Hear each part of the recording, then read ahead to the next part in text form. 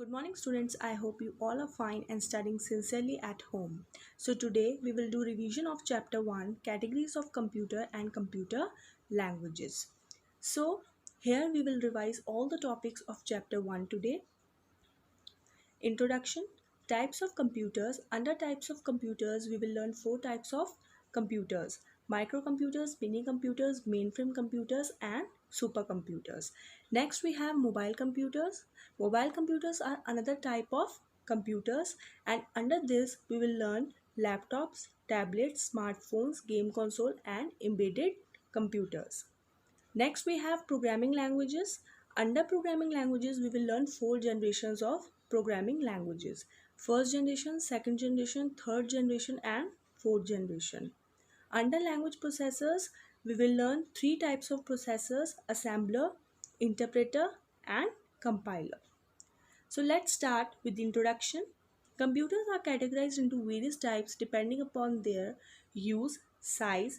Computing capabilities means their speed, accuracy, and storage. Shapes and speed. All these terms are important to categorize or differentiate between different computers.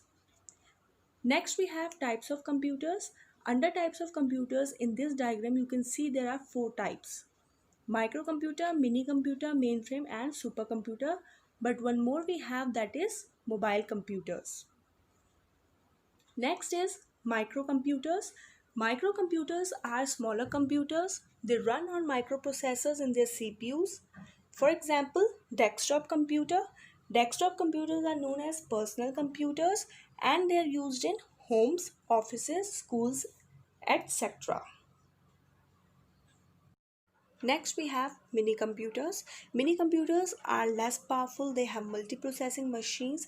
As you can see in the image, they are larger in size. They are about the size of a refrigerator and they are used in big organizations and universities. For example, Microvex 3100, etc. Next, we have mainframe computers. Mainframe computers are powerful. They are used by large organizations and armed forces to perform large tasks. Let's take an example of bank handling. Banks use mainframe computers to handle thousands of customer requests. So example of mainframes are IBM Z series, etc. Next, we have supercomputers. Supercomputers are also powerful. They are used by scientific organizations to perform huge amount of data. They are used for complex data, means difficult or tough data. They need high speed to perform and process the data. Examples of supercomputers are Cray 1 and Cray 2. Let's talk about another types of computers, that are mobile computers. In this image, you can see different types of mobile computers, that are tablets, laptops, mobile phones, palm top, PDA, notebook, PCs, etc. The first type is laptops. Laptops are thin and lightweight. They are known as notebooks or netbooks. They can be carried anywhere and anytime. Some have touch screens and some do not have. They have 13 to 15-inch screens. They operate on rechargeable batteries, and some of the examples of laptops are HP, Dell, Apple, etc. Next, we have tablet PC or tabs. Using these, you can write or draw on a screen using fingers. Fingers act as a mouse. No keyboard is attached. It has a virtual keyboard to type words, letters, etc.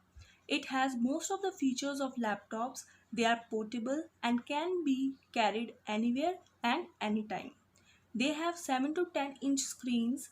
Some of the examples of tablets are Acer, Apple, Amazon, etc. Next, we have smartphones. This is another example of mobile computers. They are used to send or receive messages. They use web browser to access the internet. They have built-in camera and music player. They have many features of computers. They use messaging app, that is the most common, that is WhatsApp app. They have touch screens and they have virtual keyboards like tabs. Examples of smartphones are Samsung, Apple, Oppo, Vivo, etc. Next type we have game console. Game console are interactive computers. They are used for entertainment. They display video games when connected to TV or computer. They consist of a handheld or remote controller to control characters in the game. For example, Microsoft Xbox 360, Sony PlayStation 4, etc. Next, we have embedded computers. Embedded computers are inserted inside electronic appliances or devices to perform and control specific tasks. These computers have computer chips on which programming is done for a particular electronic device to function. Let's take an example of washing machine. Computer chips are programmed to wash clothes and are inserted inside the washing machine so that the washing machine helps to wash clothes. Next, we have programming languages. These are formal languages and they are designed to give instructions to the computer. Under these, we have four types of generations of programming languages, and they are first generation, second generation, third generation, and fourth generation. Let's talk about the first generation. Under first generation, it uses binary code, means strings of zeros and ones are used to give instructions to the computer. And this language is known as machine language or low level language. Next, we have second generation. Under this, these programming languages use very short words for commands to give instructions to the computer, and these commands are called mnemonic codes. Next, we have assembly language under this generation. What is assembly language? It is machine dependent, means in this language the program written for one computer may not run for the other computer. Next, we have third generation. Under third generation, these languages are referred to as high level languages. In this, a program written for one computer may run for another computer also. And some of the examples of the third generations are Fortran, Pascal, C, and Basic. Now let's talk about fourth generation. Under fourth generation, it is the advanced generation than the traditional high level programming languages because they use short English phrases as commands to give instructions to the computer. These are called high level languages. The programmers focuses on the difficulty of the program rather than the difficulty of the programming languages. And some of the examples are SQL, that stands for structured query languages, means it deals with databases, then Visual Basic and Java. Next, we have language processors. These are software programs that translates the programming languages to a machine language. Different programming languages require different language processors. Different types of language processors are assembler, interpreter, and compiler. Let's talk about assembler. It translates a program written in assembly language into a machine language. A program written in assembly language is called source program or source code. The program converted to machine language by the assembler is called object program or object code. Next, we have interpreter. Interpreter translates a program from high level language into a machine language. While translating, it checks for errors line by line.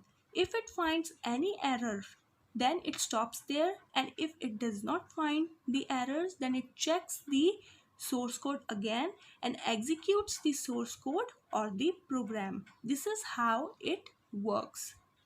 Next, we have compiler. Compiler translates the entire program written in high level language into a machine language. Then if it finds errors, then errors are consolidated and reported in one file. Consolidated and reported means they are grouped together into one and they are reported in one file. All errors are collected into a single file so that you can easily access them. After removing errors, it recompiles the program again and executes it. I hope all the topics are clear to you all. So please go through the PPT once again and revise all the topics. Our next chapter for revision is chapter 2, manipulating images using GIMP. As you all know that complete chapter 1 and chapter 2 till the topic opening an existing file is coming in your PT1 examination. So start preparing both the chapters. Let's start with the revision of this chapter. So these are the topics of revision that we are going to discuss today. Introduction of GIMP, steps to open GIMP, standard windows of GIMP, parts of standard GIMP window, creating a new file, saving a file, and opening an existing file. So these are the points of revision that we are going to discuss today through the practical. So let's start with the introduction. GIMP stands for GNU Image Manipulation Program. This is the full form of GIMP. It is an open source software that allows you to edit images. Basically, this is an open source software. You can freely install it and you can edit images. It contains various tools that helps you to select a specific area of the image. You can add text to the images. You can remove unwanted colors and add colors to your drawing. So our first topic is how to open GIMP. Through the video, I will show you the steps to open GIMP. So let's start with the video. In this video, I will tell you how to open GIMP. First, you need to click on the start button at the bottom. From here, go to all programs. From all programs, search for GIMP. It is here. Right click here. Click on open and wait for the GIMP window to get open.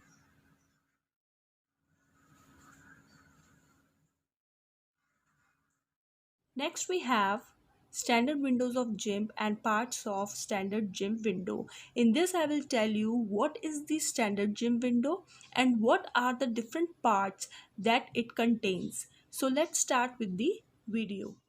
When you open GIMP, you get this type of window and this window is called standard GIMP window. Let's start with the introduction here. Come on the left hand side, this is the main toolbox section. This section contains different icons of different tools you can see here. Below this you have tool option section. Whenever you select any tool option section will show the properties of that selected tool here. If I select this tool, it will show properties of this tool. If I select this, then it will show the properties of this tool. So tool option section shows the different properties of the selected tool. If we come in the middle, this is the image window where the image is opened, created and displayed. If we come to the right hand side, here we have three types of dialogues. First is for brushes. We can use different types of brushes from here. Then we have different types of patterns. Then thirdly, we have different types of font styles that we can use for an image. Below this, we have the layers dialog. From here, you can create a new layer. From here you can create a duplicate layer and from here you can delete the layer. So these are the different parts of the layer. Layers allows you to work with one segment of an image at a time and you can add multiple layers here. They will be shown here. So this was the little introduction about the standard GIMP window. In this, I will tell you what is the image title bar and what is the menu bar. As you can see that I have opened an image in the middle of the image window in GIMP. So if I want to know the name of this image, then I have to go to the image title bar. So come on to the top of the GIMP window. This is called image title bar and you can see the name here, hello.xcf. This is the image name of this image. So image title bar displays the name of the image that you have recently opened. So just below this you can see this is the main menu bar. You can see there are different types of menus. You can open any of the menu like this. So in this we have learned that what is the image title bar and what is the menu bar. Next, we talk about how to create a new file and save a file. First, we will create a file. I will show you through the video how you can create a file and afterwards how you can save that file. So let's start with the video. Here I will tell you that how you can create a new file. So come on to the menu bar, click on file, click on new, and you will get this type of dialog box. Create a new image. It will ask you for the width of the image and the height of the image. You can adjust them from here. Then you have unit, different types of units that you can use for the image, but basically we use pixels only. Then we have two types of orientation here. This is for portrait and this is for landscape. Now if I select portrait and click on OK, what will I get? I will get this type of portrait file. So if I want to create a landscape file, then again I will go to file, click on new, then again I will adjust the width and height if I want. It will be pixels only. Then I will click on landscape here. I will select landscape. Then I will click on OK and I will see that this is the landscape file. So we have both the files now, portrait as well as landscape. So these are two types of orientations that we have learned in this. I hope this is understood. In this, I will tell you how we can create an image. Suppose if I want to use this text tool, I will click here, I will drag it here. Now, if I want to write hello in this, then I will select color from here, click on OK, start writing hello. Now, I have created this image. Now, you can see on the right hand side, this is the layers dialog and two layers have been created here. First is this one and the second layer is this on which we are working. So this is how the layers work. Now I have created this image. Now I want to save this image. Now I will go to the menu bar. I will click on file. I will go to save option. Click here. This type of dialog box will come. Save image is written on the top. Now from here you can give the name to the image. Suppose I give hello 1. Now I have given this name to the image. Now I will see in which location I want to save this image. If I want to save this image in the desktop, then come on this pane, find where is the desktop. Here is the desktop. Click on the desktop. This is the location that you have set for your image to save. Now click on save. When you minimize this window, you can see this image somewhere here. See, you can see your image here. This is how we can save any image at any location we want to. These were the steps to save an image. I hope this is clear to everyone. Next, we will learn how to open an existing file. I will tell you how to open an existing file that is already saved in your PC at some or the other location. So through the video, I will show you the steps to open an existing file. So let's start with the video. In this, I will tell you how to open an existing file. Right now we have created a file with the name hello1. If I want to open that file again, how will I open it? So go to the menu bar, click on file. From file, go to the open. Now find out the location here where you have saved it. If you remember, we have saved it in the desktop. Click on the desktop. You will find it here, hello1xcf. Click on it. Go to the bottom part, click on open. And this is how you can open an existing file. So these were the steps to open an existing file. I hope this lecture is clear to everyone. Please try it at home and do practice it. Thank you everyone. Stay safe and stay healthy.